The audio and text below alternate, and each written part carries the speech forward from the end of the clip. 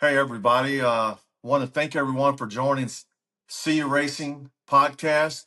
We're the newest podcast on the internet right now. Thank everyone for tuning in. And we got a shout out to one of our sponsors, Stay Bearded, where you can get all your beard care grooming needs in one place. So, with that, I want to introduce our guest this evening, the gambler, the bettor, the player, the horse racing enthusiast and a fan, Gary Leek. So, Gary, with that introduction there, which one of those do you prefer to go by when you're discussing what you are? I prefer enthusiast. The Enthusiast. in the early '80s, it was early '80s and '90s. It was the gambler and the race tracker, and now it's calmed down a lot to where it's in my blood, and it is just I just use it for entertainment purposes only. So, uh, can you remember what got you started I into can the that's gambling side of things? that is an I tell this story all the time. Uh, my parents, I was 14 years old, and my parents ran into a long lost friend of theirs they hadn't seen in like 15 years, and they owned racehorses. And Just they, 14. at the age of 1981, the first time I All stepped right. onto the track, into the racetrack. And I made my first $2 wager. I split $1, and of course it won. And I was actually working at the age of 14. I was making $2 an hour, and we made $11. And I said, man, this is fun. That and, was the hook. and oh well, yeah, that and going to their barn was over there in St. Clair, Illinois. And we went to their barn, and they had 16 racing horses, and they had box seats on the finish line. So we got the royal treatment, I want to say. And then there was a guy back in the day, for all the young people. There used to be video game, not video game, pinball parlors, pinball rooms. And Oh, yeah. the guy who owned the game room in my neighborhood saw me, and he's like, "What are you doing here?" And I said, my friend owns racehorses. Well, looking back at it now, I know he had a son probably 3 or 4 years younger than me, but he would actually take me. I would go to the game room, and him and his son, we would hop in his car, and he would take me to the track at the age of 14 after the first time. Oh. So, I mean, and he went every week, every weekend, if not every day.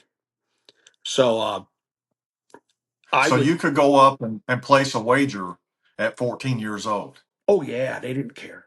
Yeah. Yeah, And you could buy but the liquor. age was 18, but they'd You, take your money. well, here's if I don't know how deep of a conversation you want to get into, but the Oh, the Master Gas. I was betting between $400 and $1,000 a race for the guy who had the box seats, the guy who my parents knew. Uh, At 14 years old. 14 years old. That's 100% Awesome. correct. And I was making wagers, and I was also going to the bar and getting them a beer and mixed drinks. And looking back at it, I'm sure he had to tell them, "Hey, it's okay." Back those are different days. And but he racing at Fairmont at that time was year round. There was thoroughbred, and then they closed for a week or two. In the beginning, it was like a week, and in the end, it was like maybe 2 or 3 days. But they would put the different surface down and open up the very next weekend. So it Yeah. So year you're real close to St. Louis. I am actually I live in St. Louis County. Okay. I am about 35 minutes from Fairmont Park. Okay. So Fairmont, you went to how That's many days a I week? say that's my home track. That's my home track is Fairmont Park, which You'd frequent that. How many days a week would you go to Fairmont Park at the age of 14 and 15? 5 days a week. 5 days a week. 5 days a Yeah. week. Yes, yes, Yeah. yes. 5 days a week.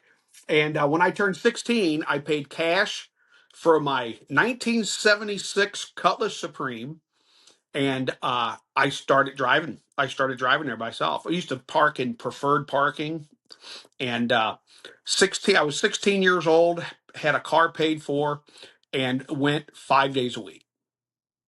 5 days a week. 5 days a week. They race 5 days a week. I mean, I want to say 80% of the live racing days I made, especially on the weekends, Friday and Saturday. Never. So I've got to ask you this question. This is for my just what's going on in my mind. At what point did you realize that this is a very strategic way to make money? Maybe luck isn't involved. Maybe you're hitting, maybe you're putting some things together and it's more of a discipline.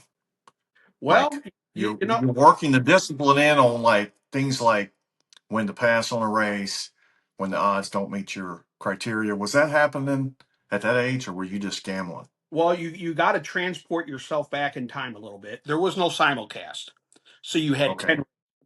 10 races a day, and since I knew this owner, and he actually quit going to the track uh, when I was 18 for other reasons. He ended up doing something wrong and he got incarcerated, and he uh, Yeah. he disappeared for like 15 years. He went away, and but getting back to your question, when you have 10 races a day and that's all you could bat was those 10 races a day, you didn't get hurt. You didn't stay there all day. You didn't get hurt. And again, I've always had a job. I've always had a weekly paycheck, and it's what I did. It's I would all my buddies were there. It was the place. I don't know if you can remember. Back in the 90s and late 80s. There would be a line all the way to the highway just to get into the place. They race Fridays, Saturdays, and Sundays. So So back in the 80s, 81, 82, or mid 80s, um, I think that the manufacturing factories were still strong back in that era. And so you had a crowd. Was it mainly made up of men yes, at the, I want to okay. say it was probably most likely, and the old timers there told me I missed the heyday. Well, that was the heyday for me. Yeah. The crowds that came over there. The it was I want to say it was 85 to 90% men, and it was just like the boys club. You went over there, and Yeah. I was 14, 15, 16, and I grew up in somewhat of a rough neighborhood, and those guys over there, they were in their 40s. I always thought they were old men, when you're 14, 15, 16, and somebody's 40. But we would all just stand at the table and make wagers and bets, and So, yeah. we'd split Um, bets. so it's kind of just a cool place back in the 80s, 70s, maybe 60s.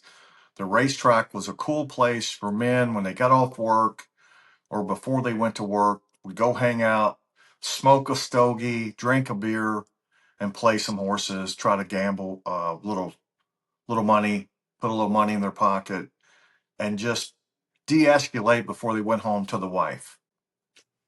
I would say that's a great description, because I don't know if you can remember this.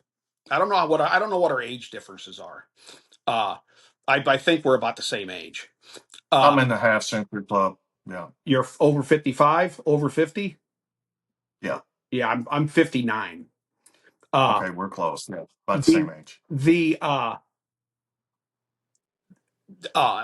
nighttime racing only existed at a handful of tracks. Fairmont Park was one of. Most of the racing was in the afternoon. So Fairmont Park kind of catered to the blue collar worker. Yes. And you'd go there. I'm boy, I'm wanting to say their race days was when it was Wednesday, Thursday, Friday, Saturday, Sunday, and Sunday was the matinee Yeah. back in the heyday. And And these were, yeah, it's kind of an old school gangster type that you'd see hanging around, not full, but like they were around the racetracks also, right? oh yeah, that's what made it fun. Yeah, Now, you just giving the audience kind of a visual of where the this track, um, your home track, when you leave the track, if you take a right hand turn, you're heading toward what they call East St. Louis.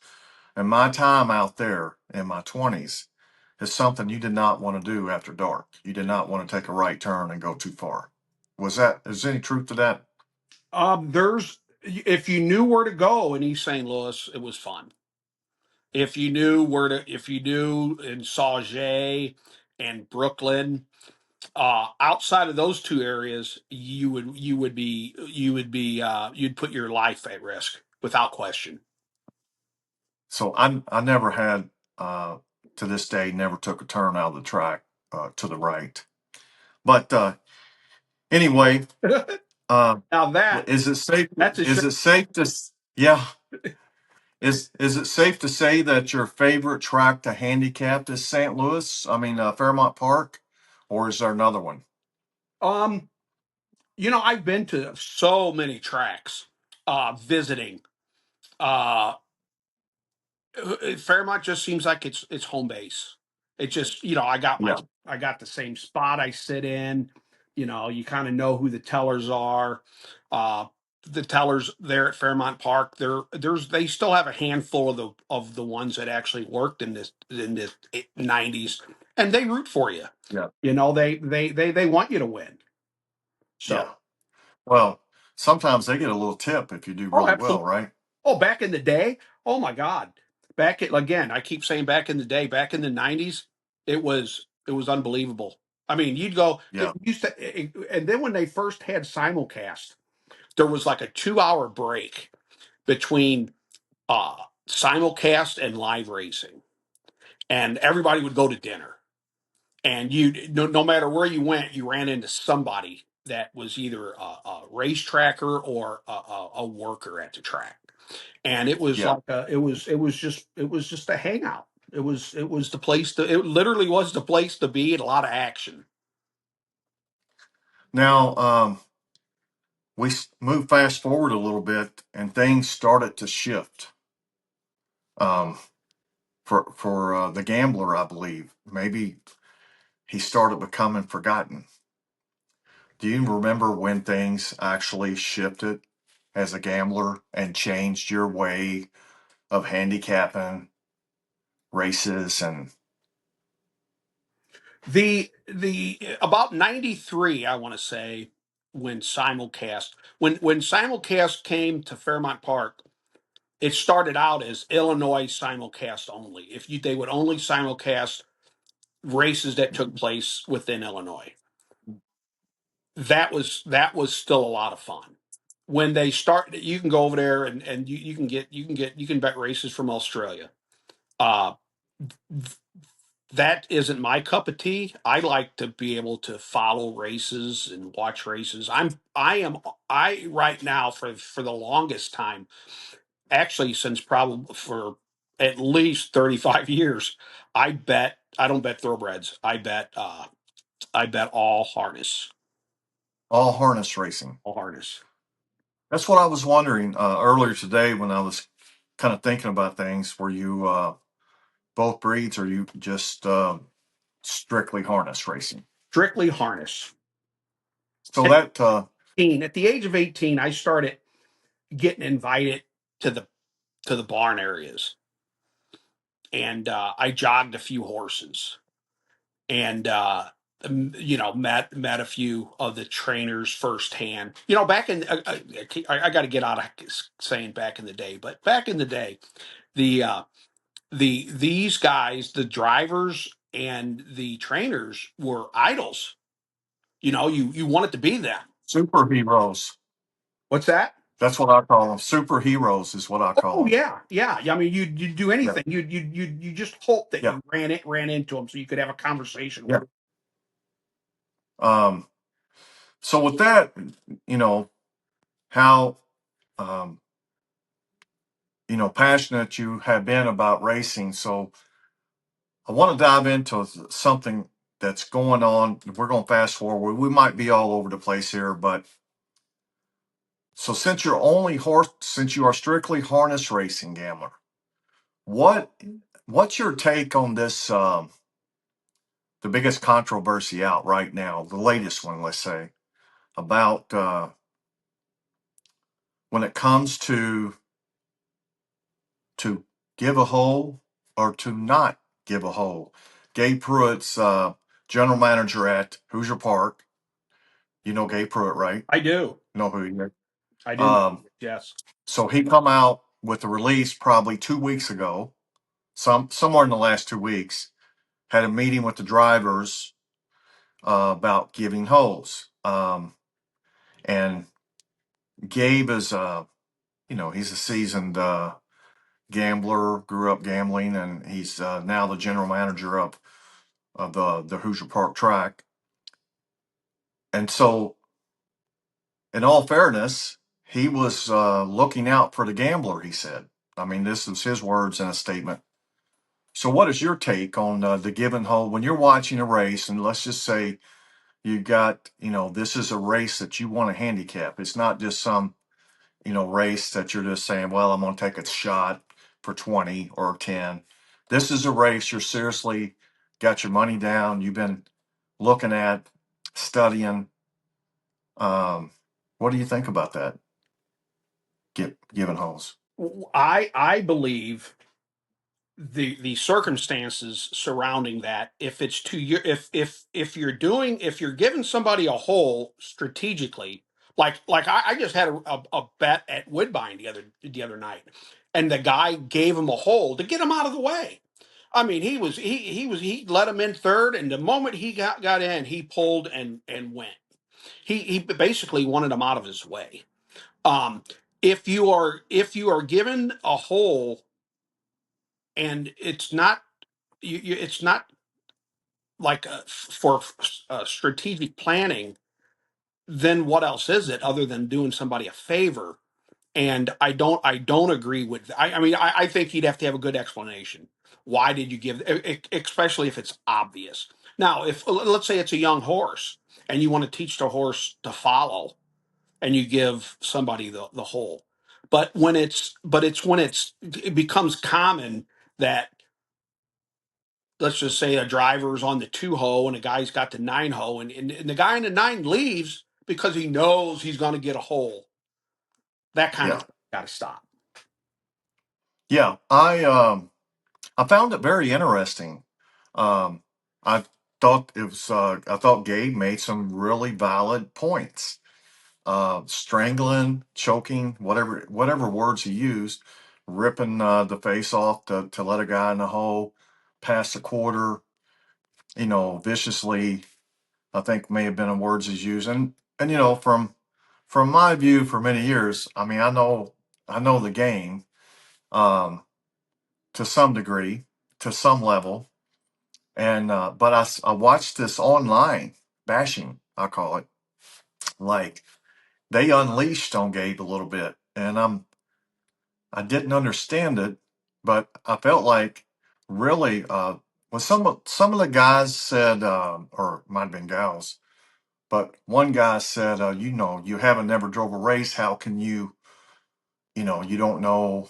Kind of basically saying he didn't know what he was talking about because he had never drove a race.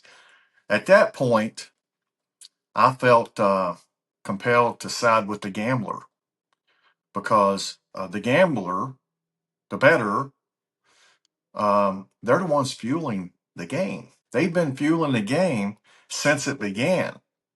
And to sit and kick a guy, back, kick him in his teeth, I felt like some of those remarks were totally unnecessary because I felt like there were some valid points of what he was saying.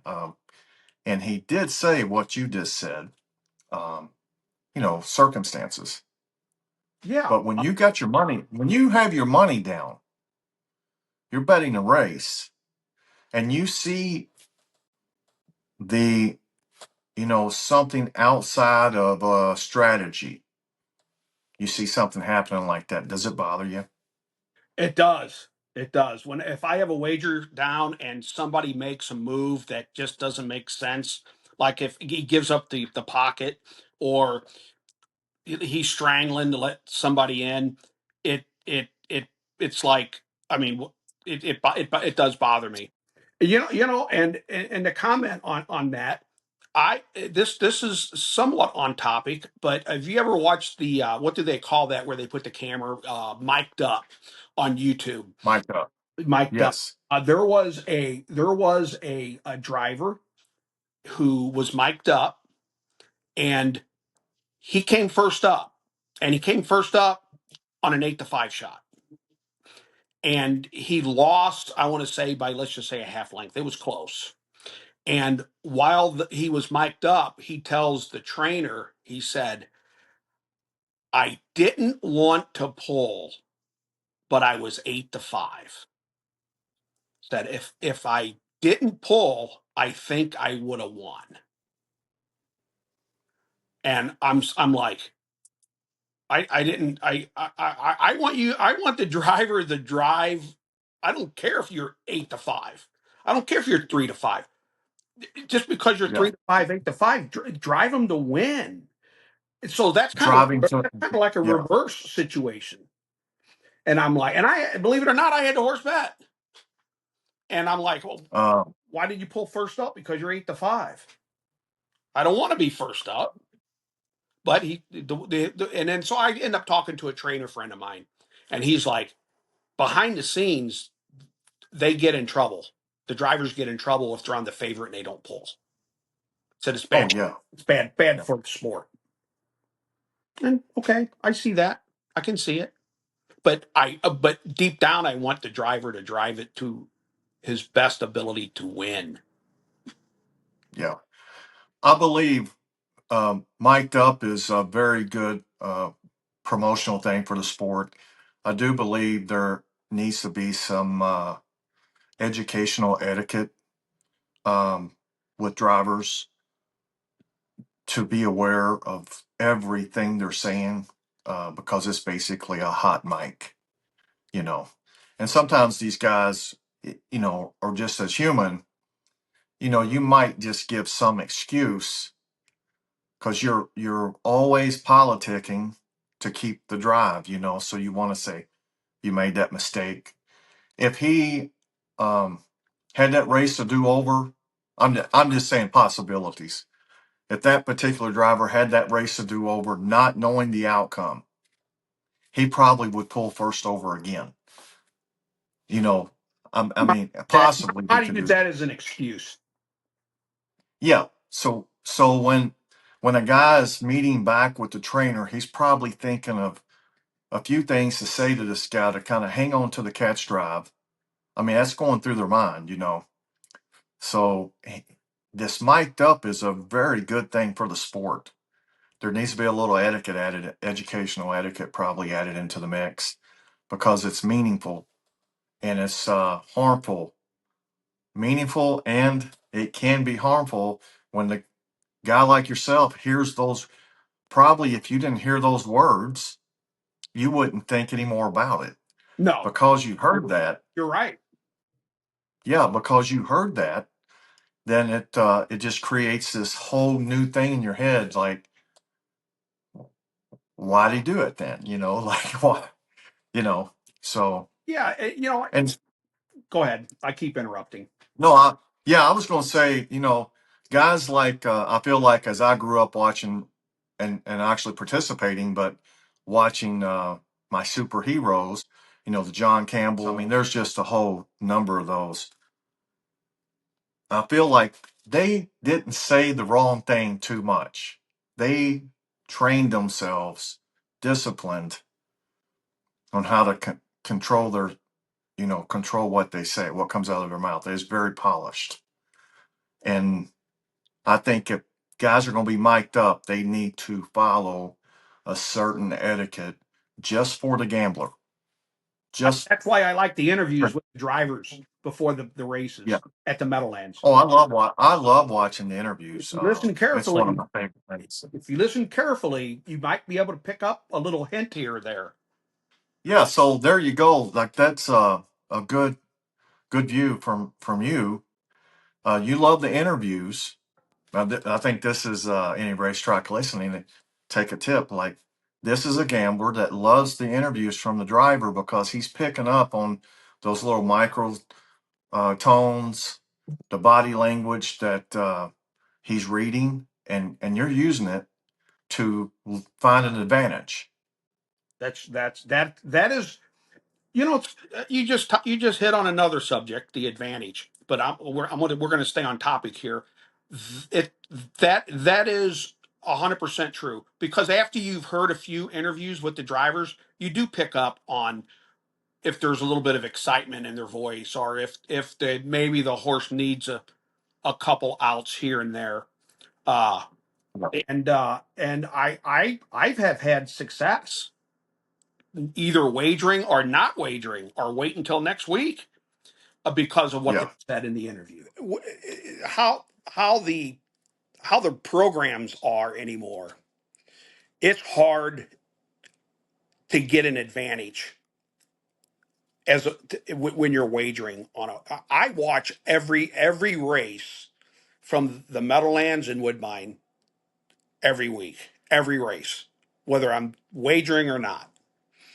And I look for horses that, from experience, I look for horses that maybe raced easy this week. Like, hey, why didn't he pull? Why he had a perfect opportunity to pull? Why didn't he pull? And I make little notes and I wait for the opportunity. And I'm somewhat I call it my bet next out horses. And I usually bet a little more on those as opposed to ones that you just handicap. And that's the advantage of watching the races. And yeah. the racing programs anymore, they've got the interviews and the handicappers that the race that they're giving out when you're wagering. The last thing that you want is have one of the handicappers at the track pick them as their best bet because that just kills your price. It's a Yeah, it definitely kill. There's no value. The value's gone, The value right? is now diluted for sure. Yeah. Something I've always questioned is why some places they'll have three guys giving their take, four. I think some places have four. Like, I get it, but another thing, is that really helping draw in people? And maybe it needs to be marketed better. I don't know, but I got a story for you talking about um, watching horses and getting some inside, maybe a hidden value. My brother had a horse in. Now I'm not a big gambler, but I would go to I go to the track now and then. I haven't been a few years. Went to Keeneland about a month ago. He had a horse in and talking about not pulling and sitting and everything, getting locked in. Can't remember the horse's name. But I said, "Hey, you like anything tonight?" And he says, "Well," he said, "whatever the name of the horse was, we're going to call it Kike. Kike trained really good this week." Said, "When he trains like that, he's good." He said, "But he might not get out." He said, "If he gets through, it's going to be tough to beat. But he's got to sit till inside the last 16 to be really good." So Was I'm he at the I'm up at the Meadowlands? track. No, he was. Okay. It was Hoosier Park. Okay. So this horse got off at 28-1 or something, had an inside post. And I went up and I whatever I put down on the horse, I got back like 1,600. And I'm That's a thinking, good score. I no, I think the horse paid. I think he paid $100.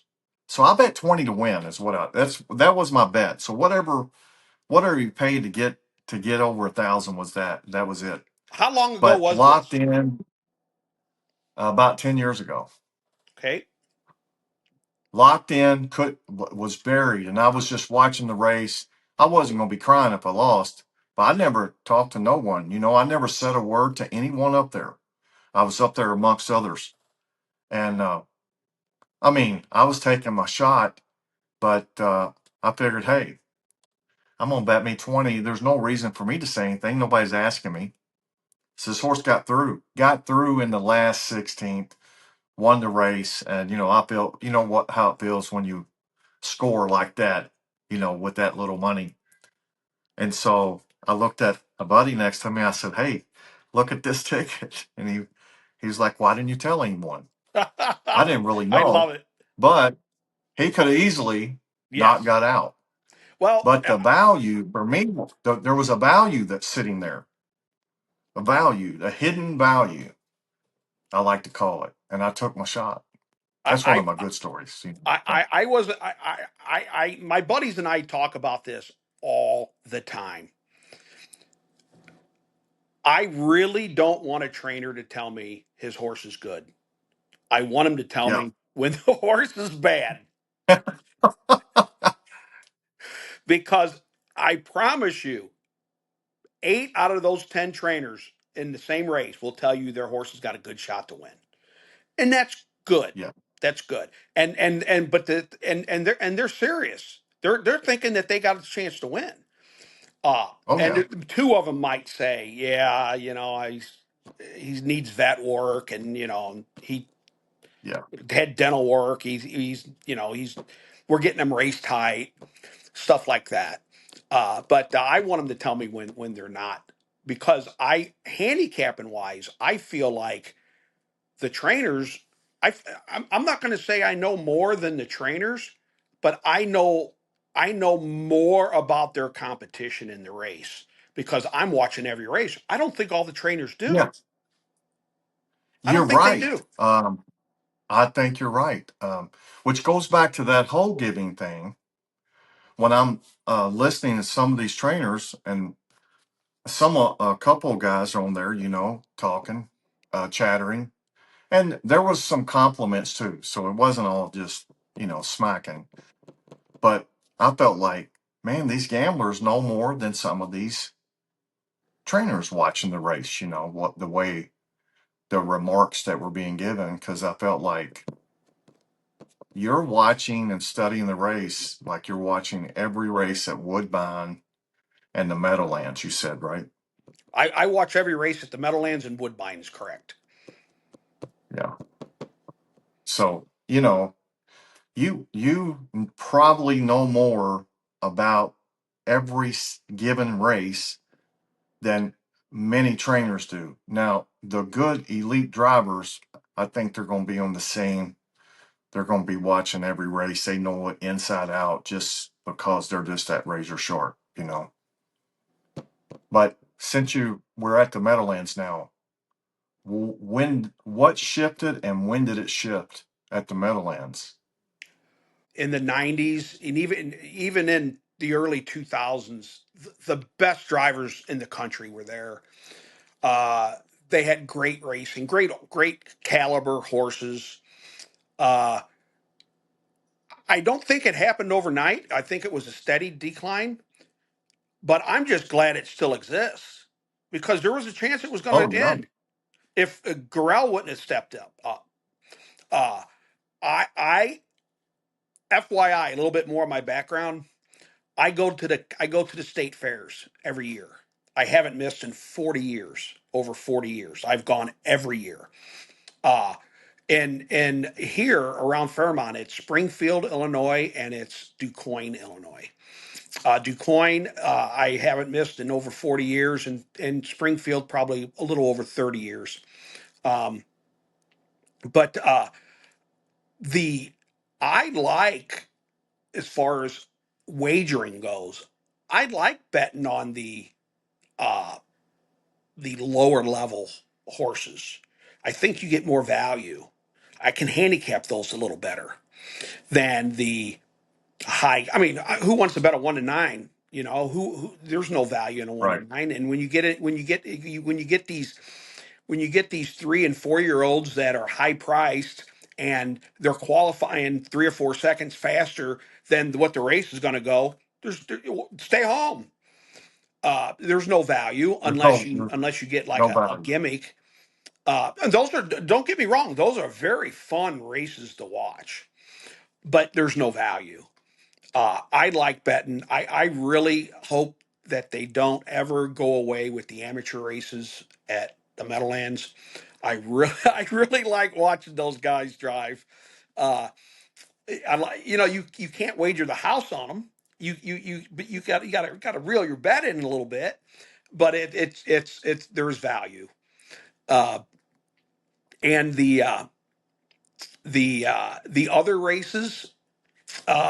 other races have had a steady decline over the years. But to answer your question, I would say, and time flies. Time's been really flying for me. So I want to say it's probably been a steady decline for probably 15 years. Don't you think? Correct me if I'm 15 wrong. About Yeah. 15 years.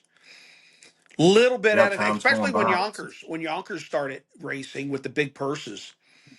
You'd have George Yeah. Brennan, you'd have Mike LaChance, you'd have John Campbell. Sears, What's that? Brian Sears. Oh, Brian Sears. Yeah, well, he's coming back, they said. I know. Yeah. Yeah. Probably the only driver that could do, one of the only drivers that could retire and come back at full throttle. I mean, he's going to come back and be choosing these horses, I hope you that know. the Meadowlands, if they do it right, I could see them, because I think Gurrell, I think he really, and if unless there's something out there that I don't know, I think he's really in it to save it. I think I know he so. wants a casino, I, but the casino's part of the band-aid for racing until it, maybe they can keep it alive until it kicks back up a little bit. But I'm an I optimist. think I'm a big time optimist. So I'm right there with you. I'm right there with you. And a realist and an optimist. And I think, if horse racing can survive long enough, the tables can turn on these casinos. And my philosophy with that is that they're oversaturating their market, and the casinos have gotten too greedy. This is my opinion. Possibly, to if that's the case, at some point it can't be 92-8. You know what I mean? You can only do that so long. The return 92% lose, 8% 92.8%. win. Yeah. Yep. Yeah, something like that. The game of chance is only there for this small window of percentage, basically, is what I'm getting at. Where, like, if you go to horse racing, I mean, the odds are, with a little more skill, um, they're in your favor if you get good at it. There's I don't know if there's there's people anything to out get there who good make at. a living off of it. I Yeah. mean, not a So, majority of people, at, but 5%. as an optimist, there's a lot that could be in the future for horse racing as gambling, because these casinos aren't opening up. They're opening up because people like to gamble. I mean, that's just the nature of our human genes. So I, in hopes that horse racing continues, I hope there is some, fresh light coming, in the future. So Well, you know what? I it's believe good. where the casino has an edge is their marketing. Uh, Oh, I used to say, when the casinos first popped up here in St. Louis, I used to say They're going to be around 10, 12 years. People will learn what they're all about and they'll go away. Well, that's 35 years ago, probably. The first one here was like 92, 93. Uh, and there's one, every little community, there's one right down the street from me. But Yeah. when you're wired for horse racing, the casinos do nothing. They're nothing to me. They're no fun. It's almost like, let's see how fast we can lose our money. As and it's Yeah. not a game or anything. It's let's go see how fast we can lose our money. And I dated somebody who uh, was a actually worked for a casino, and she used to show me what they did. I believe it that kind of marketing needs to be against the law. I'm going to share it with you. Oh, definitely share it. If Yes. you go to a casino and you use one of their apply for one of their cards, this particular casino does a background check on you. They do a Google Earth over your residence. They want to see how nice of a house that you live in. They want to see they do and they want to know where your income's coming from, and then they decide how much marketing that they're going to give to this certain person to, to bring them back. And they Yeah. offer free steak dinners.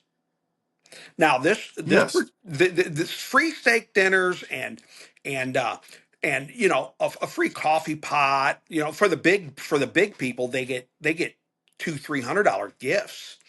But and I know the track can't do that, but this particular casino, uh while I was dating her, she asked me if I would attend a free dinner with her, with all of her guests. She invited 12 people that they targeted because of their income. That night, the next morning, they ran everybody's card on those 12 people. They lost a combined $90,000 because they were invited to the casino for a free steak dinner. That in my I So, Go ahead. yeah. No, go ahead. I'm listening. They will continue to give you free gifts. They will continue to market you until they're done with you. So And I'm gonna go down this other road here. Finish what you're saying because it's well, that's got my I'm kind blood pumping. well the I they're leeches. And if everybody did what they said they were going to do, they were going to go to the casino and they were going to spend $100 and they're going to go. Yeah. But that's not what really happens in the real world. The real world is you get No, people who no. lose Well, it's everything. yeah. So they plant the seed, they have the hook, and it's I can't blame them for that. They're doing a great job marketing. And so when we get into marketing, one of the issues for me it's been this way for 25 years. I never could understand, or still to this day can't understand what I mean. We got a lot of people from a lot of different walks of life, like educated, high upscale, hoity-toity, you know, uh, in horse racing.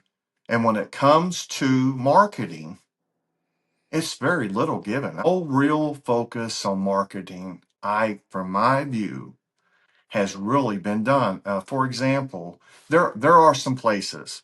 I think Oak Grove, Kentucky, right now is doing something called Festival of Racing. They're doing a fantastic job trying to build something, and there may be a couple others, but take one or two tracks that's open in Kentucky. We talk about glorifying the sport, marketing the sport, of horse racing. Not much is done to glorify. Like if you're building a brand new multi-million dollar track, that um, entrance from the road should make everybody say as they go by, we got to get there. We got to get over there, honey. That's a place we need to go. Glorified. We talked about this in a phone conversation, you and I thought it was a great way of explaining it, glorifying. But the marketing game with the the money that's coming from subsidies and that kind of thing with the casinos and all this money is being put into the purse accounts, breed development funds, and all that. The question has to be, where is the marketing fund, and why isn't it 30% before anything? Like, what if there's $30 million going into the purses and redevelopment fund, it should be 10 million going into marketing I couldn't. because that's Let all. me. You're right. I don't ever. Again, every once in a while, I'll see a commercial about Fairmont, but not like back in the day. Uh, and the like you just said, you explained it perfectly. There's, in my opinion, there's little to none marketing that I'm aware of. If there is, show me. If there, you I don't know see it. the funny And thing and and is and the there's thing of it studies is, out what's that? there's studies out there. You talk about a steak dinner. um, you don't have the person on the first time they visit your restaurant. You don't have them as a customer. You don't have them the second time.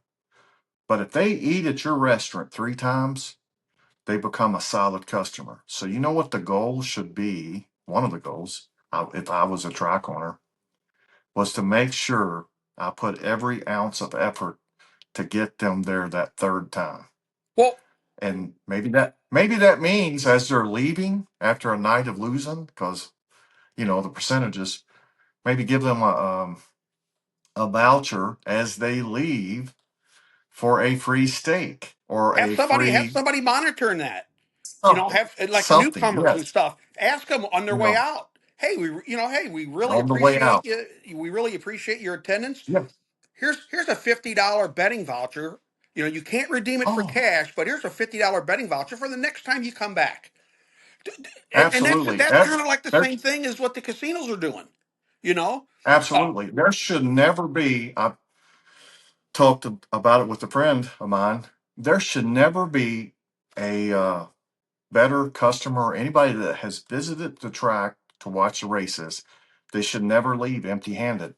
I wouldn't want them to walk out the door. A customer of mine, I don't want them to leave my business without having a perk the next time they visit the website or the next time they come in front of me. I mean, it's every single time because we want to retain the customer. We want them to come back. And then we can't get enough of the customer service. I think that's one of the biggest advantages. The racetracks, I don't know, I don't want to judge racetracks on that, but I believe today, if you're a business, whether you're old or new, one of the biggest things to focus on is customer service. I mean, at the top level. And that means that person that walked in, it looks like they might only bet $5. There's value to get them back because they might bring somebody with them. I was just getting ready to say that he might have 10 friends. Absolutely. And Give him 10 when vouchers you're when you lose. when you're talking about marketing, I think there's people out there that when the very first thing that I thought of when you like improve marketing, I'm thinking of commercials, billboards, advertisements on radio. No, I mean, when you get somebody in there, what you're saying is get them back. Hey, this guy's Well, got a brand new absolutely. card here. Have somebody responsible walk up and ask them how their night's going. Here's a $50 voucher, like we just talked about. That's marketing. That's getting that person back. Yeah. Hey, every customer costs money to get. It is cheaper to retain a customer than to gain one. So if you already have them, put a lot of effort into retaining them because that's what you're building on. Like I would never want Gary Leek to leave my facility unhappy. Like the gambler, you already know you're going to leave losing your money, but you don't want to. You didn't come there to lose, and to I mean, you like to feel good. I mean, it wouldn't hurt to have something given to you as you're leaving. And I don't even really think that a person needs a departing gift. Uh, I think what they need is at least be at a place to where maybe they've had good food, uh, treat it with respect, and had fun. And had fun. Yeah, And there's and you know what? Hey, you know what? We almost hit that trifecta. You know, we were just so close. And that's a little bit of a something to bring you back. Um, but the track, very little tracks do that. I mean, I name one that does that. I mean, I've gone to tracks before where they welcome you and they treat you good, and but for the most part, the tracks, you know, and I want to try to figure out why it is so. But when you go to the track, you almost feel like you're wrong for being there. Like yeah. There's a it's almost like yeah. taboo. Like what a like It's an aura, and it starts from the top down. It does not start from the bottom up. It's an aura. Like there's a positive aura of energy, happiness. Not and you can go to a track. I've been to enough of them where there's the energy. You can see it, even though I don't need to know anything, but you can feel that aura. And people are just there collecting their paycheck. They're not really enjoying themselves, employees. And some tracks they do, they keep their employees happy, but there's a problem, like there's some like this is not just off the cuff stuff we're talking about here. Like there's some real issues. Um, Thankfully, like you said, the Meadowlands still has value for the gambler. Um, there's Indiana looks to be solid. Kentucky's thriving. There's still these tracks, Ohio, Pennsylvania, they're still thriving. But the scary thing is they have to be building the foundation for their future growth because you know at some point you need to stand on your own 2 feet. what's the average age do you think attends the racetrack? You think there's any 20-year-olds? There's a few, but I'd say most of the age group is going to be probably mid 30 to I think 60, older. maybe. Where I'm from, it's older. I Yeah, I was going to say it could be 65 plus, but you mean the margin starts at older, like 40 Like something. if there were 300 people in the grandstand, what's the average age of the people attending? Yeah, And they got to get the younger crowd. They got to do something to get the younger crowd. it's it's funny you say that. I went to Keeneland August 8th. I went down there to meet my bean cutter accountant. So I was there a few hours early because got to beat the traffic in Cincinnati.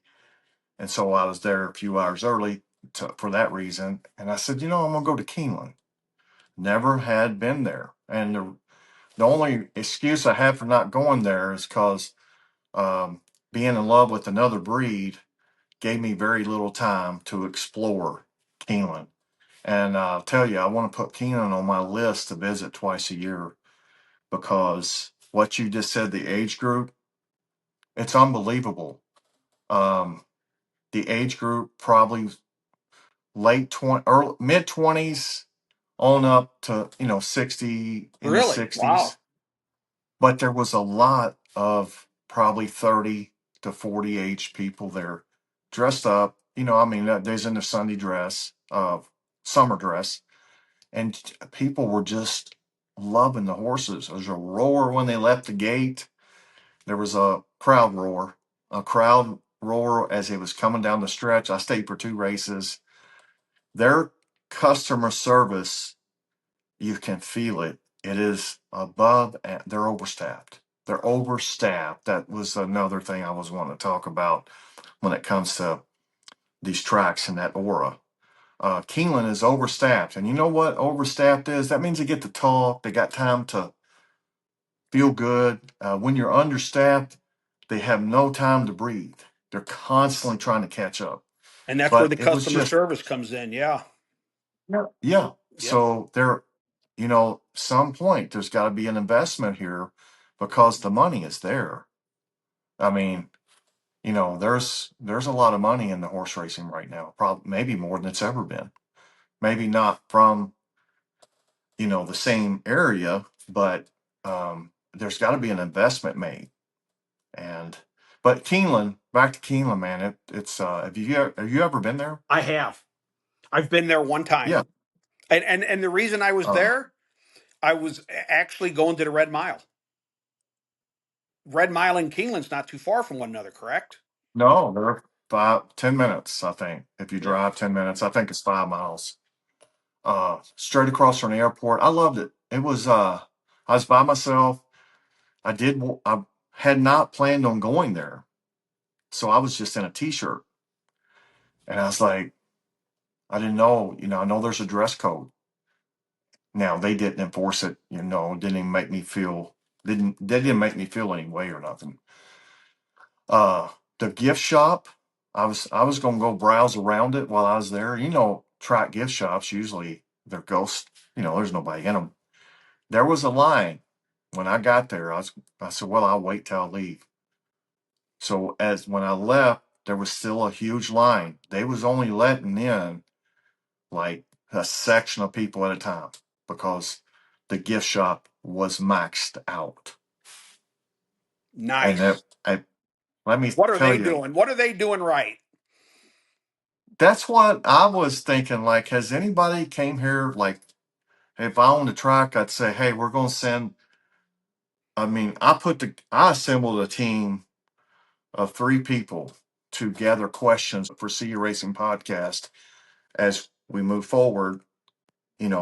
For guests and stuff.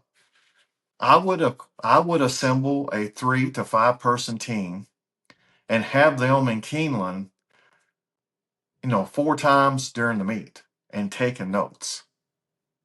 Something. I mean, there's something missing that Keeneland has in their recipe that's not in everybody else's. Can you remember I don't know. when the horse racing results was actually in the newspaper? I do. Yeah.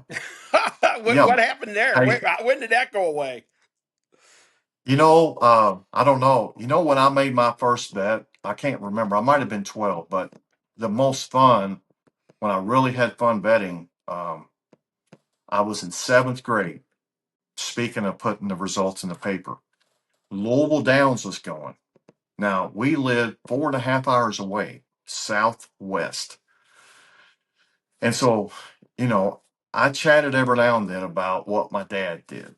And so there was this one kid, he talked about his uncle was a bookie. I said, really? He said, yeah. I said, will he take a bet? He said, yeah, he'll take a bet. He said, what do you got? So we're two kids, 13 years old. And so I had a horse. And I kind of knew, well, I liked the horse as a kid, so, and he was a horse that did like to win. So I bet on him. I gave this kid the money. And the reason why we could bet like that as kids was because they put the results of racing in the newspaper. So the next day, when he won that night, the next day or whenever it was, I took the newspaper to school. I said, hey, the horse won. Here's what he paid. The kid paid up.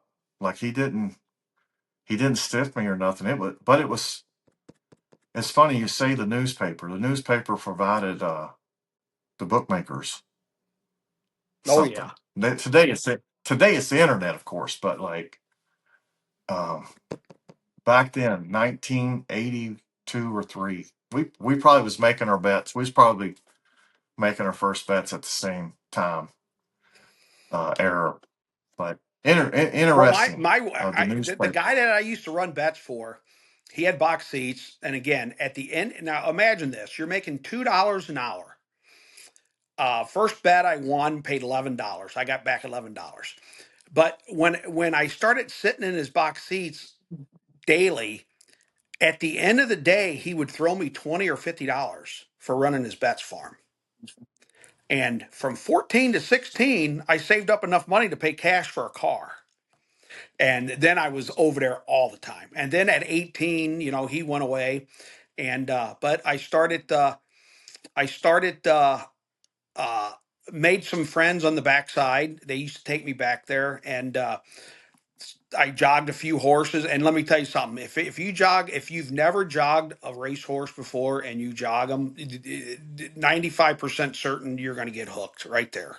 It's yeah, it's definitely a hook. And you know, talking about that first time you went to the backside and you were at the track, I was going to ask you this, and we got to talking, and you made your bets, and you got to go to this trainer that had these horses. Was there anything about the energy from the horses, their smell, you know, that played a part in getting you hooked? Yeah, I can't believe you asked that question.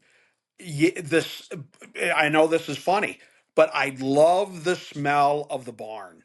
And I after I got into it, it's horse urine. It's the it's Well, the smell. it's It's the, also the scent of the horses, like their sweat could be, and yeah. whatever aroma comes out. But my dad used to say to people when they'd say something about the scent in the bars, usually relatives or friends that hadn't been around, they say, "How do you deal with that smell?" And he'd say, "Smells like money." So a couple other things I was wanting to ask you. So like I said, my little team, it's just a little team here, had some questions, but I'm gonna pop my question first and give you my answers because this is kind of the what I would do if I were to open a track today myself. What are three things that I would make sure to have in place? And those three things for me is top tier customer service. Got to have that, and that's mean overstaffed. You cannot have top tier customer service understaffed. So I think that's a big issue today. Um, I would have the top elite drivers.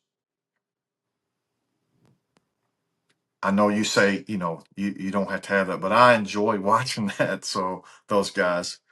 Um, and number three, my focus would be to have $1 million payout race gimmick for the gambler. And now, what I mean by that is there's going to have to be an investment made, a seed planted to create an attraction of some heavy players. So let's say this is where I think the money isn't being utilized when you're dumping it all into one or two areas. We got to think about the gambler. So we got $1 million race for 2 year olds. We got $1 million race. We got these for the owners and trainers. But what about the gambler? Let's make a race. I mean a pick eight, pick seven, whatever it is, gimmick that's going to be guaranteed right out of the gate. It's going to be a $500,000. Um, if it gets hit the first night, somebody's winning 500,000 or make it 1 million. Now, what has to be done at that time, whoever is owning the track has to sit down with the race secretary and say, hey, If somebody hits this the first week, you're fired. That means you got to put together races that are not going to have the 1 to 9s. Like, you got to figure this out. There needs to be full fields. Now, I'm not saying that's easy, but some accountability. And the goal is for it not to be hit. And long enough, you know, three nights of it, and it don't have to be every night. Make it once or twice a week of what do they call it? The rollover, uh, where nobody hits it, carryover. Yeah, And carry over. so carryover. At some point, maybe right away, you're going to bring in what you may know this term better than me, Yeah, but the stakes. syndicate bettors, Yeah, the group bettors, like you get three, guys that's got millionaires. They say, hey, let's put up 50,000 a piece and let's hit this million. Well, the house wants them to lose because yeah, there's a shot it could get to 2 million. You get to the point, and I just think stuff like that. I think that kind of game needs to be entertained, and I think it's going to take an investment. It's going to take losing sometimes. Like, somebody's going to hit that on the first night, and that's when a serious talk has to be done. And listen, there's probably race secretaries don't like me saying that. I love them all, but there's got to be some focus on some tough gambling to create some bigger pools. Which, by the way, what do you think about the 10-cent game? um I wanted to ask you that.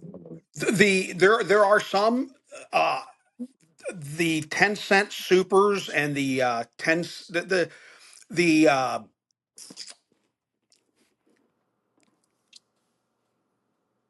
it has eliminated the chance of winning big money. But Okay, that's what I but thought. I think that you get I think that you get let me see, I want to make sure I word this right. The I can remember when superfectors were 30,000, 18,000. The payouts, those are gone. Uh, but the six, seven, $800 ones for a dime, those are all right too. Yeah, But what I think they should have both. I think they should have some. I think that at least back in the day, I said it again. They used to back have in the a day. they used to have a trifecta, and it was always the last race of the night. And everybody Yeah. would wait to bet the trifecta in the last race of the night. Now it's in almost every race. Yes. Okay. Why not have, instead of a 10-cent superfecta, why not have our 50-cent try? Why not in one race make it where the stakes are high so the big better has something to shoot for?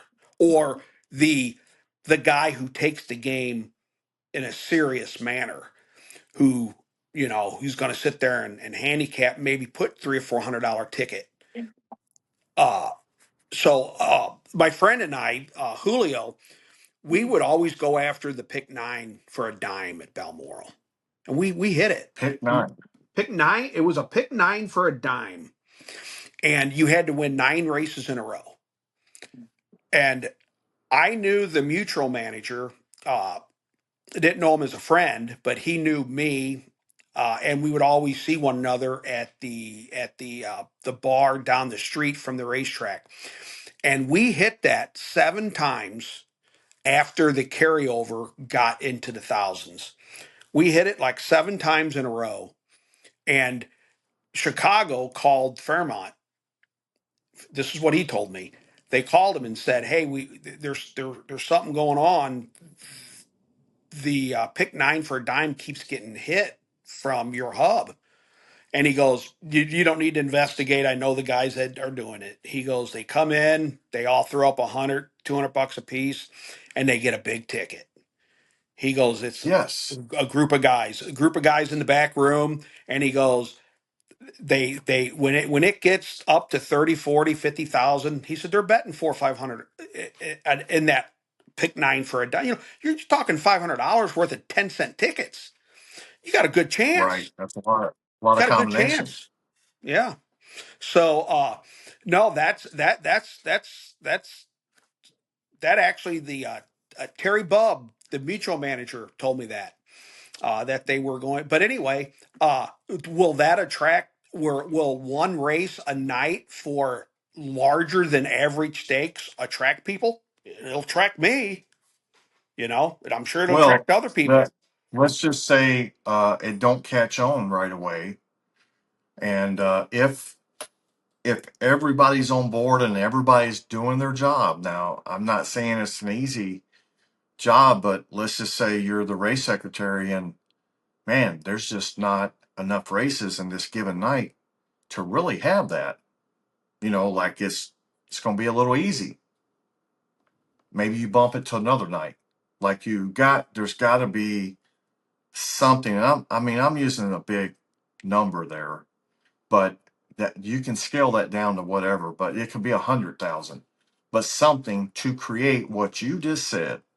Like you guys are going together to hit that 30 and 40,000. You're throwing some money down. And not only that, but we're there all night. We're spending money on other races. You're there. You're waiting for it. Yeah, we're there. Are you familiar with They're the holding you. Woodbine High Five? Not I'm not familiar with a lot of the gimmicks. They Yeah, they have they have a 20-cent wager at Woodbine. It's in the last race every night. You have to be the sole winner to get the pot. If you're not the I sole like that. winner, if you're not the sole winner, a percentage comes out, and then the rest rolls over. I Uh, like that. and then after it gets to a certain amount, they have a mandatory payout night. I never miss. I will never miss that night. I That foam from the. mandatory payout. I sleep with my racing book. I watch Hey, so that's funny. every horse that's in that race. I will pull up on YouTube and watch his last race and start eliminating. Um, And that's funny you say that. Yeah. it like really gets me interested. It really does. I mean, and usually it gets up to like 250, 300,000, and then they say Saturday night there's going to be a mandatory payout, and then they put 12 horses in the race. It's not 10, there's 12. And See, it's now that's what I'm talking about right there. and you know how much money they get in it? They get like 700,000 put in it. Yeah. People going after it. The last one, I But think, the mandatory payout for 20 cents. The last one paid $7,000 for 20 cents. yeah, so somebody is really marketing there, and I hope they get a pay raise I market it for them. because I tell all my friends about it. Man, you got to bet this Woodbine. so the mandatory payout is part of the marketing because they've tested it. They know on that night it's probably going to double what's in there. Double, The triples. triple what's in there. So if there's 200,000, 300,000 in there, let's say there's 200, a mandatory payout, there's going to be 600 in it for that Yes, night. They're going to bet 400,000 on that race that's correct. because everybody knows it's paying out that night. So It's paying out that night. that's Yep. another, that's another hook to get people out on a hot night. And I believe if things like that are not done at any track, they're just hanging on by a thread. They're And just and hanging on. and one of the things I love what they do is if Yeah.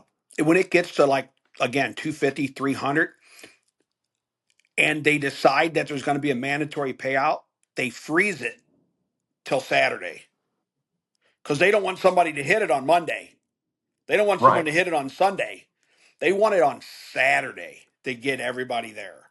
They'll say They freeze it. they freeze it. They say the high five is frozen until Saturday and it's mandatory payout. And you can't bet it on Sunday, Monday, or that Friday. You have to wait till Saturday. See, that's one race, uh, one track there that you see a ton of value in for you to go and play. Like you're not missing it. So one of the questions that did come in, and it was actually from a college student, uh, are you ever up at 3 a.m. handicapping, which you just answered?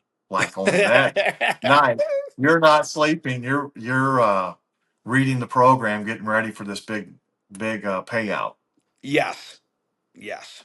Yeah. And again, it is after doing it for all these years, it's enjoyable. It is. I like I tell people all the time. It's not gambling. It's a sport. It literally is a sport. Now, it's a sport you can wager on. There's people who wager on baseball and football. This is a sport that I'm interested in. This isn't a casino where you're just a deadhead. You go in there and it's already the odds are against you by the time you open up the door. I mean, if you know what you're doing at horse racing, either you don't get hurt, or you wager within your means. That's it.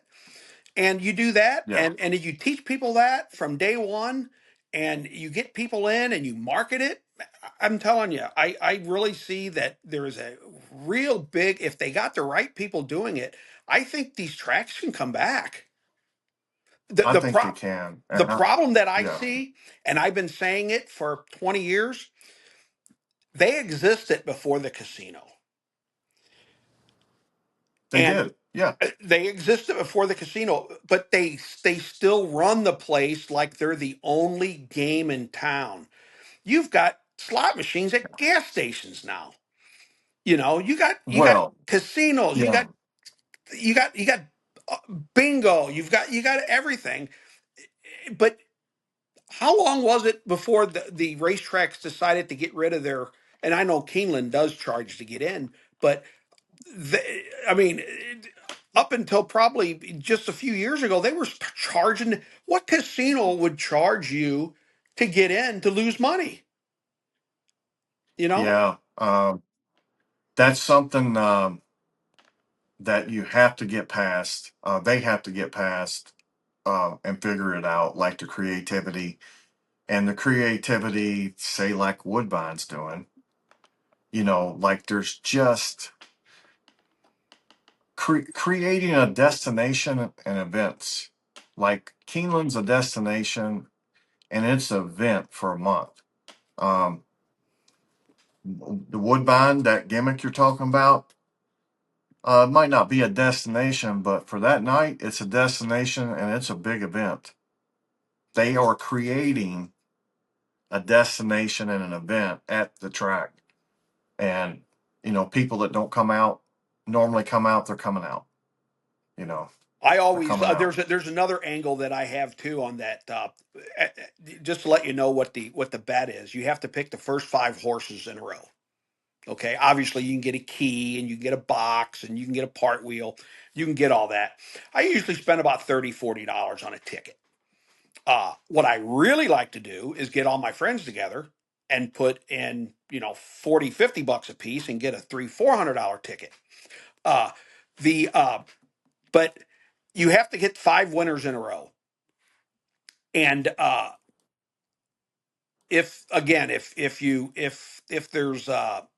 if there's more than one winner, the jackpot doesn't pay. And there's always more. I've seen it come in 20-1, 30-1, 50-1, and the favorites run fourth and fifth. And I'm sorry, there's multiple tickets. My angle on that is I really hope and pray that it's bad weather where nobody gets out, because your Oh, chances, really? yeah, oh yeah, your chances of being the only winner skyrockets. Increase. It Yeah. increases because there's You hope, half the people aren't so you attending. hope, so you're hoping just enough snow that you don't cancel the races. Yes, exactly, just And enough to keep a percentage of the people away, to where when so it's bad that's, weather, snowing, whatever, I'll spend a little bit more money on that pick five. the high Yeah. five, I should say, just because of that. A little bit of an angle. So the dark wishes of a gambler is hoping for bad weather on a big payout night. Well, there's truth to Yeah. what you just said. There's truth. Yeah. Um, so if you, that same question that I answered first, if you were to open a track today, what are three things that you would definitely have in place? I would definitely. You say overstaffed. I say overmarket. Overmarket. Every time you turn a corner, you see an advertisement for it. Um, I would I would have a place that has uh uh what okay, going back to the marketing. I want to since I'm familiar with Fairmont Park, I'll tell you something. They did one time, they gave out a wallet. It was back when they had those Velcro wallets, and it said, I actually still have mine. I still have my Fairmont Park wallet. And inside the wallet was a coupon for a free hot dog, a free soda, or $500. I like that. Do you know how many people showed up? The parking lot was full, and they had to park in the field across the highway and shuttle them over. Over 10,000 people Wow. showed up Wow. just for the chance to win $500. The And chance. and I would do that all the time. I would, I wouldn't oversaturate that kind of stuff, but I would do it. Every first Saturday of every month, we're giving away a gift with the chance of winning a bigger gift, just to get people there. Um, so anyway, I would market it that way. Um, I would definitely have. I want to call them spotters, people walking around, and this is part of marketing, I'm sure. Uh, making sure people know how to wager, how to read a program, just uh, what do you call that? Service, Concierge. customer Concierge. service. Yeah, right. Customers. I would up the customer service. I would explain to them races, how the races work. Um, let's see what I got so far. I got marketing. I've got customer service, and I would make it like you. Well, I guess almost the same thing. I would make it to where there's a chance to win some good money. Not Yeah. your 340, 220 a race. But I would structure the betting in a way to where there's a possibility of actually hitting a good jackpot. Yeah. It's like in horse racing, we're all betting on the same thing, and one of us are going to win. Right? Oh yeah, yeah. I mean, And, if and, you really and think about it, yeah, in the casino, we're all betting on the same thing, and the only person winning here is the house. that's correct. Yep, Like in horse racing, everybody's betting on the same race, and one of us are going to win the money. Like the house has a takeout, but um, that's they got to make the facility run, but it's not an insane. Like I call the other insane, and which leads me to a question about um, drag time. What do you think about drag time? You know, Oh, in I'm case very nobody knows familiar what with I'm drag very is. familiar with drag time, and Yeah. and now you just opened up another can of worms. Uh, Yeah, really, that's one of the questions. I just flipped this thing over, and I didn't want to mess with you because I know that you're going to be on one side of that or the other. So I am the dragging it out is not a deal breaker for me. But what a deal breaker is for me is when it's harness racing now. When the gate opens and your horse goes from 4 to 1 to 8 to 5, in one flash, and it's always the last flash, and it's always on the winner. I'm exaggerating. It's not always on the winner, but for the most, it seems like it's every time I have a winner. It seems like they go from 4-1 to 8-5, 6-5. Um, I wish Yeah. that they would actually stop the betting a minute or 2 minutes before the race goes off, just to eliminate the doubt. There's a lot of Yeah. people out there. There's a lot of people out there that think that there's a couple windows here and there that are open, and these big bettors are making these big bets after 5 or 6 seconds after the gate opens. I'm a conspiracy theorist kind of a guy. So if I'm a conspiracy person, then I'd have to entertain that conspiracy. You That's know that that that puts a different light on it that I never thought about. Because what you're saying, they're keeping it at four to I, one because they don't want to I'm show not eight to saying five that because happens, no, I'm not saying, but that you're saying but that that's a different type of conspiracy. Is if I'm I in at if it four to were, one, but I'm you not going know, to wager at 8-5, even though I would. yeah, But but right, right. the I if I heard it correctly, I think the Meadowlands tried, and they had big complaints by the cow betters, the CAW, computer assisted wagering. Yes, I've been reading about that. And to where apparently this it does all these algorithms to where they can they sometimes it even bets 3 or 4 horses in the race if they're of value, and they structure it Yeah, in a way, and this computer does it. And and they say it's like 50% of the handle in some tracks. So with computer assistant wagering. yes, they're saying it's 50, at least 50% of the handle. Wow. And Um, so they didn't want to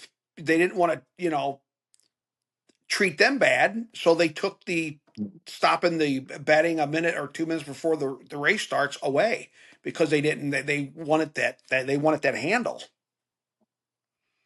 that's a interesting subject.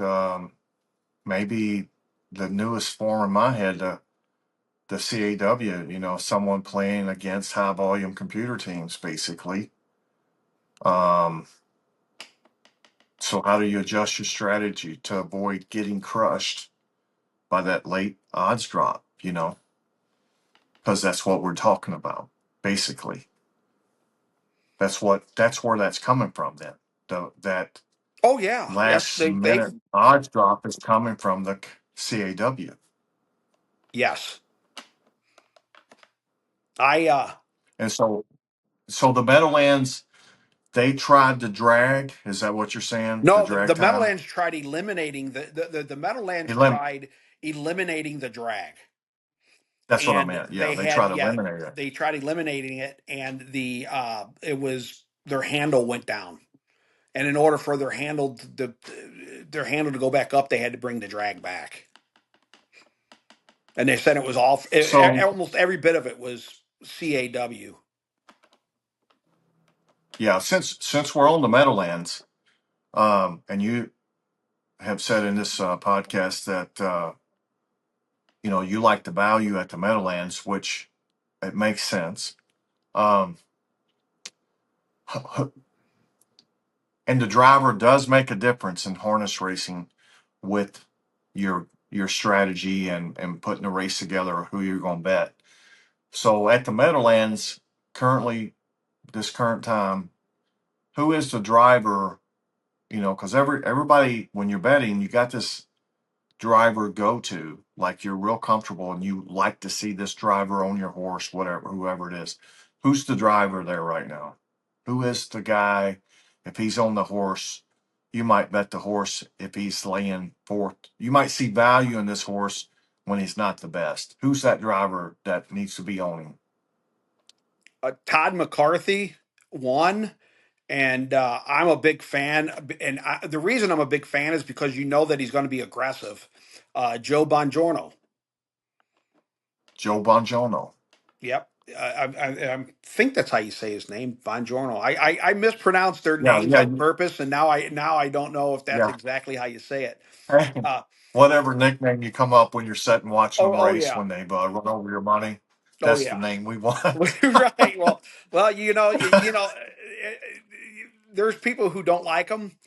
Uh, I like him because when I wager on him, at least he's going to be aggressive. Um, Yeah. but then you got guys like Todd McCarthy who are more of a strategist who Is he a will. regular there? Todd No, McCarthy right no, now? he is he's not a regular, but he is in the non-winter months. In the non-winter Okay. months, Todd McCarthy, Dexter Dunn, Scott Zeron, they all come in after the winter and the big races start. Yeah. So Todd McCarthy, when he's not there, uh, Joe Bargiano, um, and who else would be?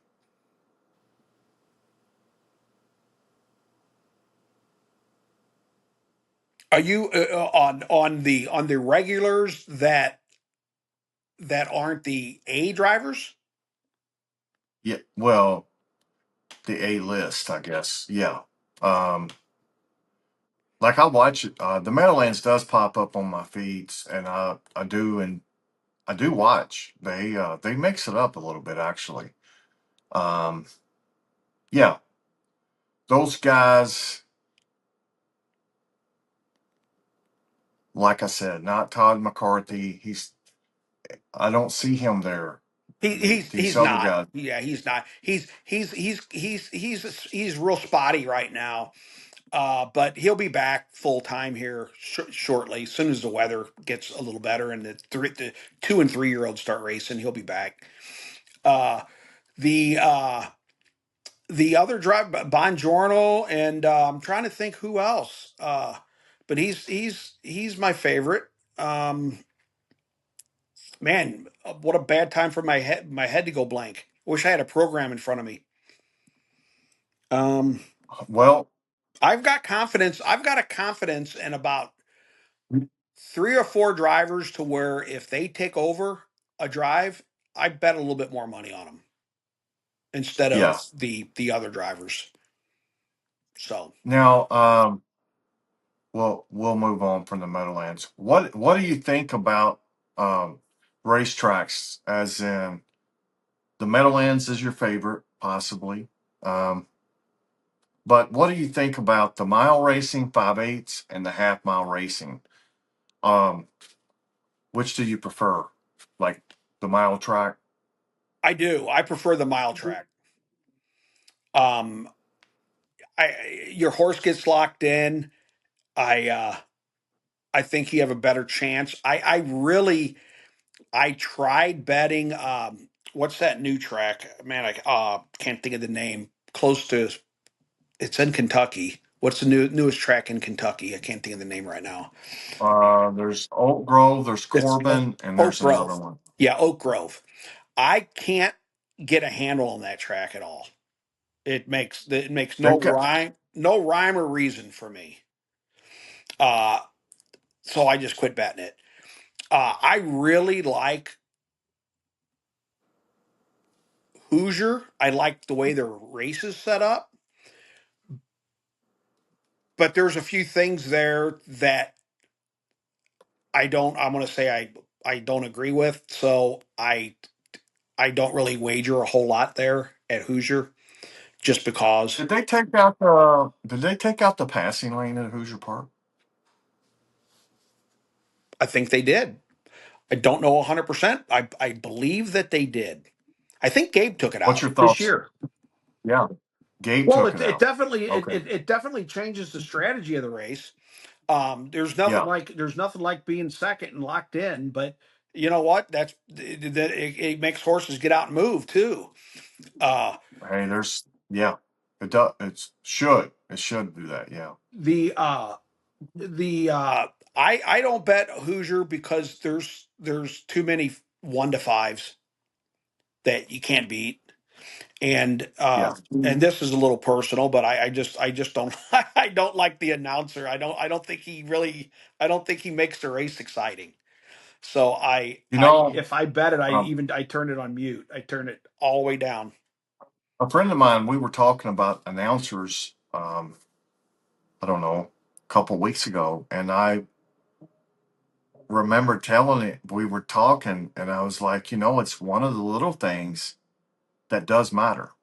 Like the announcer That's my does third matter. one. That's my third choice for getting if I had a racetrack, I would make sure the announcer makes the race exciting Yeah. instead of just monotone. And I mean, obviously I can see that how the race is unfolding. I don't need the announcer to tell me the exact same thing that I'm seeing. Spice it up a little bit. Yeah. Um, one of the favorite races I like to listen to, because I don't know if I'd want to listen to this announcer every night, because I think he really hypes this race up really well. The Gold Saucer Cup in Canada, I think it's at Charlotte. You know what guy I'm talking I about? know who you're talking about. Yeah, yeah. I love listening to that race, that particular race. It really puts some jazz. Actually, it's like jazz. He's putting some jazz in it, and you know, um, there's some good announcers out there, but there's some. I heard somebody announcing a race the other day. I was watching. It sounded like Frank Sleeve out of Canada, and of course, I know he's not announcing no more. He was pretty good, but yeah, My the favorite announcer. for the You'd have longest the time was Ken Middleton. I don't know Ken what it is. Middleton. Yes, I used to just get a kick out of his and he's leaking blinker fluid, when a horse is drifting in the lane and yeah. he would come up with sometimes comical, You sometimes know, yeah, go ahead. yeah. I love Ken Middleton too. He's got a fantastic calls. I like Scott Ehrlich. Scott Ehrlich was the voice of Chicago there for a while, and then he went to Cal Expo, Yeah. and now he's at Cumberland. But I think that Oh, I don't think. Cumberland. That's the track in Kentucky, Is it? Is that in Kentucky? right? Well, then he's not in Cumberland. Then or is he? Huh? I don't know. What's it? There's By the another. way, There's another track that begins uh, with a C. Then that he's. Man, my brain. I usually know all this like the back of my hand, and now I'm on the hey, podcast. I yeah. can't come up with the names. But he If put anybody some knows where excitement in Scott the er- race. What's yeah, that? if anybody knows where Scott Ehrlich is, let us know in the comments Well, where he's announcing. right, right. Something I thought would be pretty cool. Speaking of announcers, is to have an announcers tournament at a track like Meadowlands, Hoosier Park. Like at a major track, um, where you get the top 10 announcers to come in, and they each get to announce one race, and then there's got to be some money for them, like and it's got to be voted from the fans, and you can be watching from a distance remotely or be on track, and have it voted by text, just like they do on American Idol and that kind of stuff, and vote for your, you know, in order, top, rate them in order, favorite to least, and have a winner at the end of the night. I think that would be something exciting. I don't know what it generates, but you'd Well, have 10 different announcers in a night, you know, an announcers tournament. you just reminded me of a fun story here. I can't remember what track it was at, but I was at a track and they had replays, and they were looking for three people who would come up and announce a race from the replay, and whoever whoever got voted the best by round of applause got $100 credit voucher. And it That's was it pretty was it cool. was very entertaining, because race announcing, you just can't get up there and just wing it. I mean, It's but not as these easy people, as it no, sounds. no, because I've tried it. I've tried it before. I've been, Yeah, I've been watching replays on YouTube, and I turn the volume down and I try to announce the race, and it's a lot harder than what you think. So for me, it yeah. is. By the way, Kurt Becker's pretty good too. Oh yeah, He's been, he did the fairs. He did the fairs here in Illinois. yeah, he's he when I started racing and when I was about 16 at county fairs, he was very young. He was probably my age, a little maybe a couple years older. His dad, Carl, I couldn't tell the difference. My dad would tell me, so that's Kurt announcing that race. I was like, how do you tell the difference? I couldn't tell. Their voices sound so much alike. But Kurt, I don't know what age he went to NASCAR. He was a NASCAR announcer for many years, I did involved in not know that. NASCAR. And yeah, outstanding. If in NASCAR, now I don't know if they still do it, but 25 years ago they were. There was 4 to 6 different announcers in a race, and it's kind of fast paced announcing.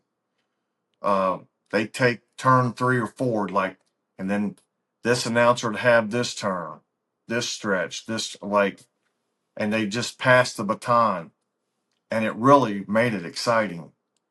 Yeah, he was one of those announcers. He's pretty respected in the motorsports world. And then he landed in Keeneland. He's been there 25 years. Wow, nice. Yeah. Fairmont just got a new announcer maybe 2 years ago. They had the announcer there at Fairmont. He had been there for a long. I mean, he had been there for maybe over 30 years. John Scully, and Scully. I actually watched my first race at Fairmont uh, via the internet live Saturday.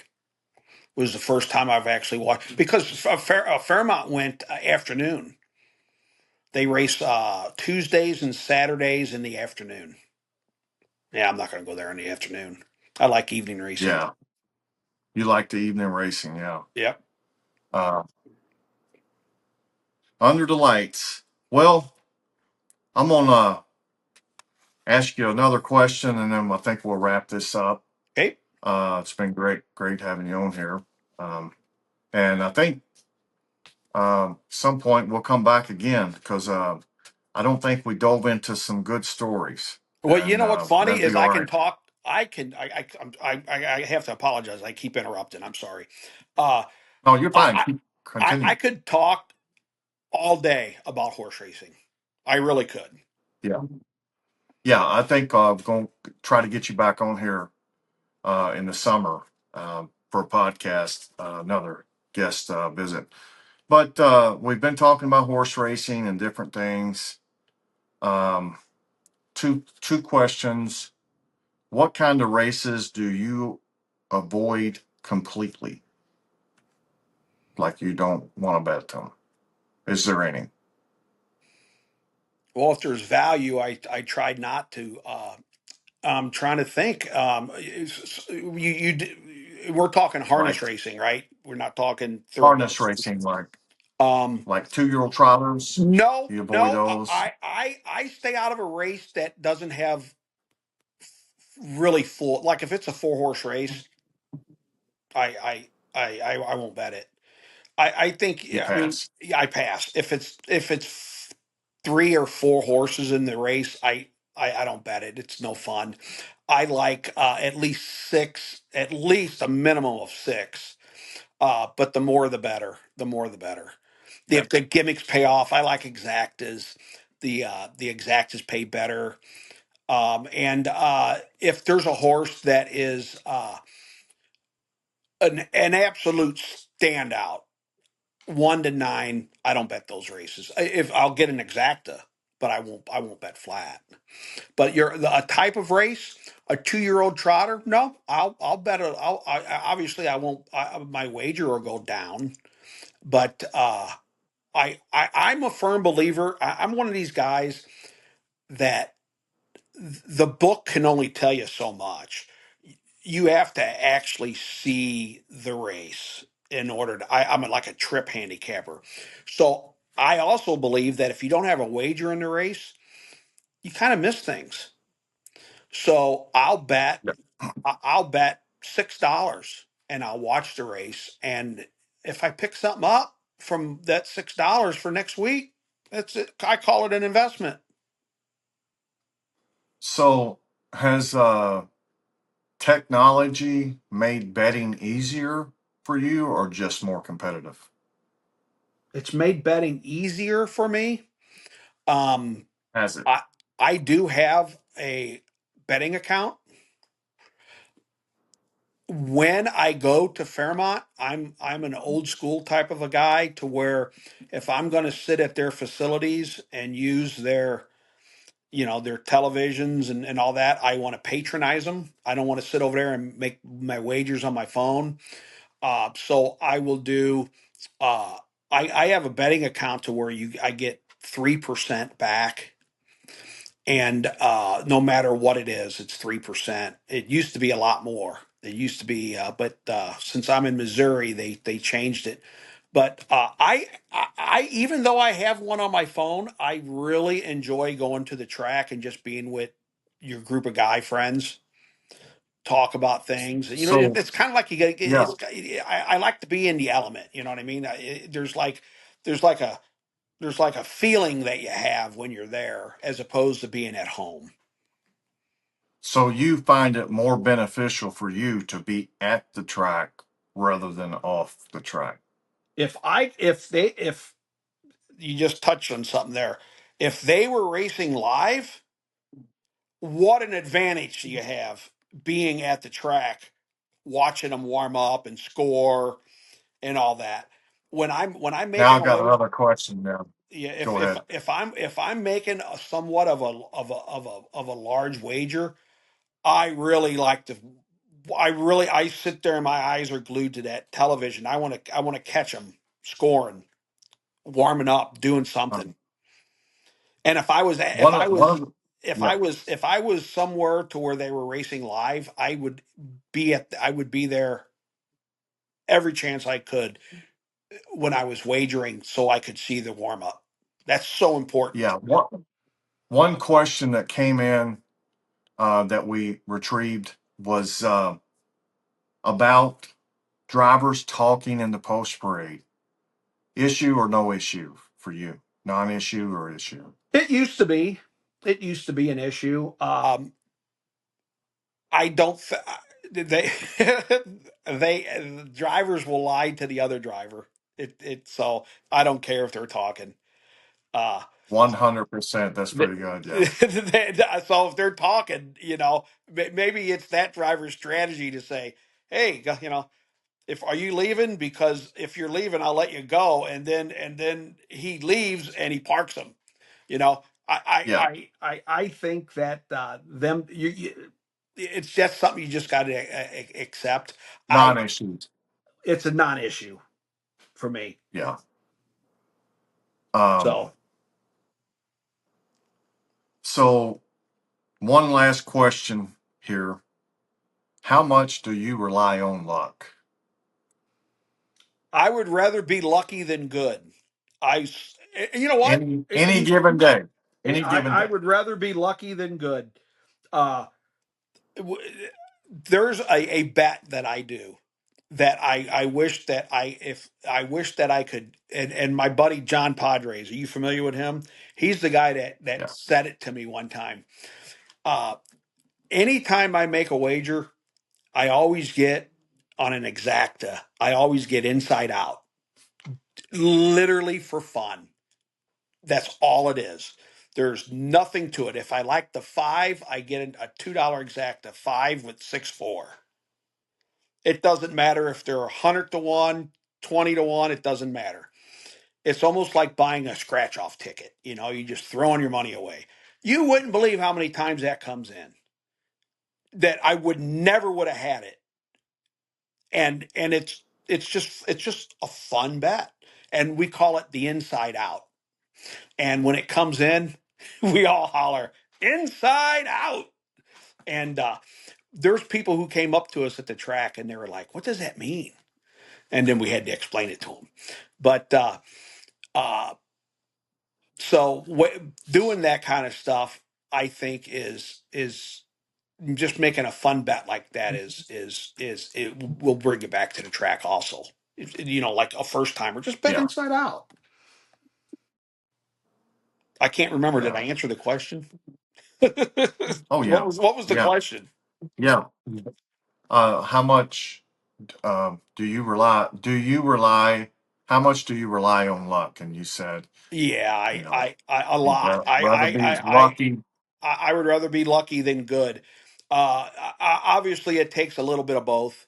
Takes a little bit of both, but I there's I see great handicappers lose, and the guy that you get that looks like he doesn't have two pennies to rub together over here made a $5 bet and he's getting back. It just recently just happened. Uh, these guys showed up. They sat across from me and Julio, just betting silliness. They had a $2 trifecta box. It paid $16,000 at a thoroughbred track. Just betting numbers. That's the kind of Just betting luck. them. Just betting numbers. So I would rather. I mean, if yeah, I rely on handicapping, but I would rather have luck. Yeah. And with that, a little bit of luck goes a long way at the racetrack. And we're going to close this podcast out, episode 2. And until we get together again, Gary, we'll see you racing.